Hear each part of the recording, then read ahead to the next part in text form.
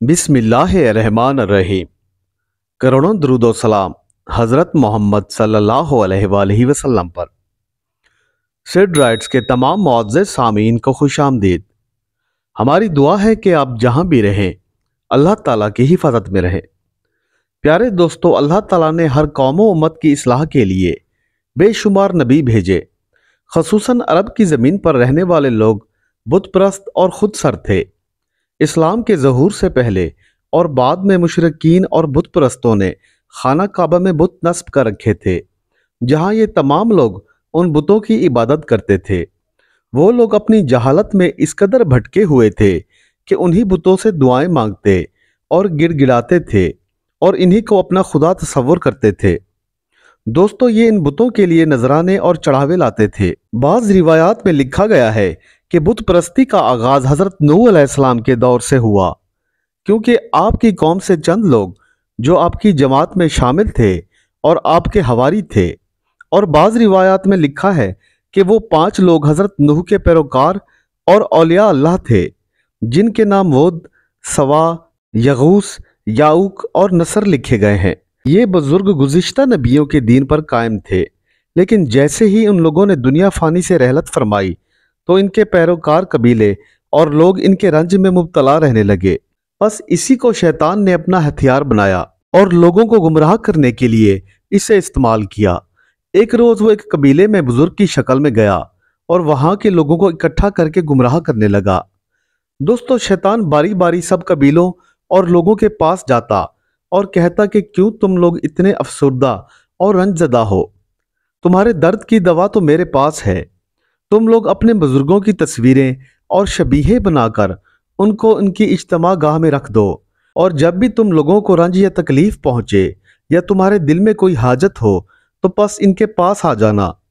दोस्तों, इस तरह शैतान उन लोगों को झांसा देने में कामयाब हुआ। वो लोग तमाम के तमाम तस्वीरें और बुत बनाकर किबला में नस्ब कर गए और सुबह शाम वो उनको देखने के लिए आते थे, पर उस वक्त वो उन बुतों और तस्वीरों को पूछते ना थे। बस यूं ही आहिस्ता आहिस्ता वो लोग गुमराह हो गए।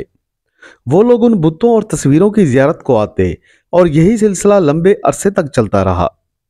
फिर वक्त गुजरने के साथ साथ जब एक नस्ल ख़त्म हुई और दूसरी नस्लें आईं तो इब्लीस लाइन ने उन्हें गुमराह किया और कहा कि यही तुम्हारे माबूद हैं। तुम्हारे बाप दादा इन्हीं को पूजा करते थे और इन्हीं से अपनी ज़रूरतें मांगा करते थे। बस तुम लोगों को भी चाहिए कि अपने बाप दादा की उन्हीं रिवायतों को कायम रखो और इन्हीं बुतों की परस्तिश करो। बस फिर वो तमाम जाहिल लोग उन तस्वीरों और बुतों पर फूल और चढ़ावे चढ़ाने लगे और इनकी इबादत करने लगे, और इसी तरह बुत परस्ती का आगाज हुआ।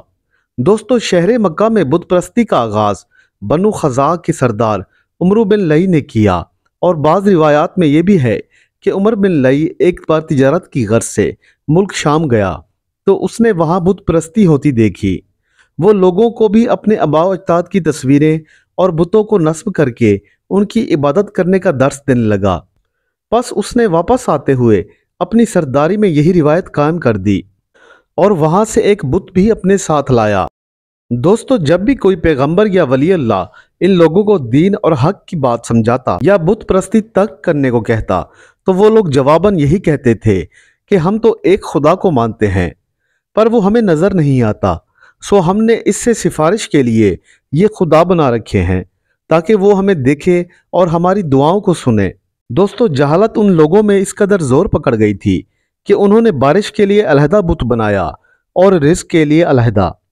वो लोग कहते थे कि इनमें से कोई खुदा हम पर पानी बरसाता है और कोई हवा चलाता है, और किसी खुदा की वजह से हम पर बादल रहते हैं।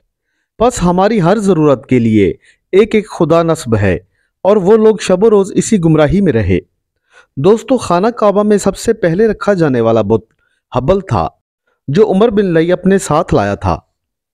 हब्बल इंसान की शक्ल में था और अहले कुरैश ने इसके हाथ सोने के बनवाए और इसकी खूब तज़ीनो आराइश की। दोस्तों, हब्बल के अलावा अरब के कदीम बुतों में से दूसरा बुत मनात था। ये मसलल में रखा गया था। फिर इसके बाद ताइफ में लात और वादी नखला में उज़ा नामी बुत रखा गया। तमाम अरब बुत परस्ती में डूब गया। दोस्तों, सफ़ा और मरवा के मकाम पर भी 2 बुत रखे गए थे, जिनके नाम असाफ और नाइला थे। پیارے دوستوں، میں آپ کو بتاتا چلوں کہ اصاف ایک مرد کا نام ہے اور نائلہ ایک عورت کا۔ ان ملعونوں نے خانہ کعبہ میں زنا کیا تو اللہ تعالیٰ نے انہیں پتھر کا بنا دیا۔ دوستو، خانہ کعبہ میں ہر قبیلے کا اپنا اپنا بت تھا، اور جس قبیلے کا بت خانہ کعبہ میں رکھا جاتا تو وہ لوگ اسے اپنے لیے باعث فخر سمجھتے تھے۔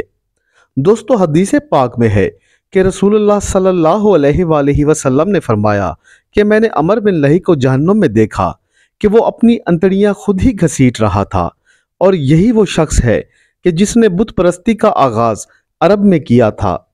یوں کعبہ میں بت پرستی نسل در نسل اور سالہ سال چلتی رہی۔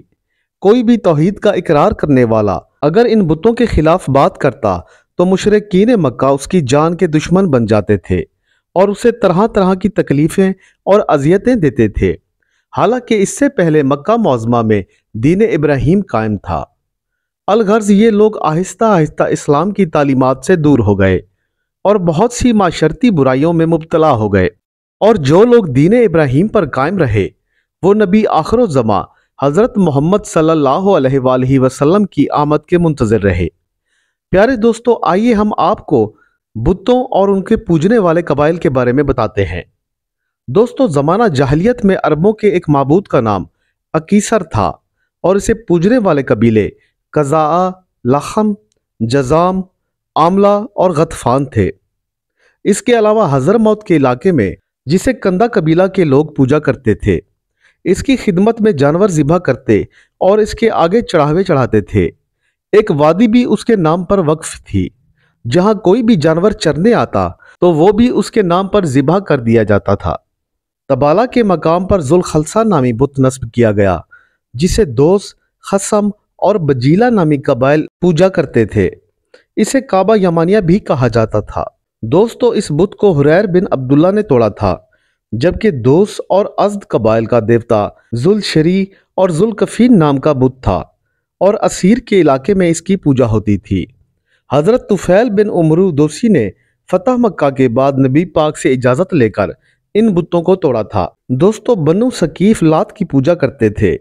لات کے لفظی معنی ہے ستو گھولنے والا۔ ایک شخص تھا جو حاجیوں کو ستو گھول کر پلایا کرتا تھا، پس اس کے نام پر اس کا بت لات بنا کر رکھا گیا۔ جبکہ منات ایک قدیم ترین بت تھا اور بحیرہ احمر کے ساحل پر قدید کے قریب مسلل میں نصب تھا۔ اوس اور خزرج حج کے بعد منات کے پاس آ کر احرام اتارتے تھے۔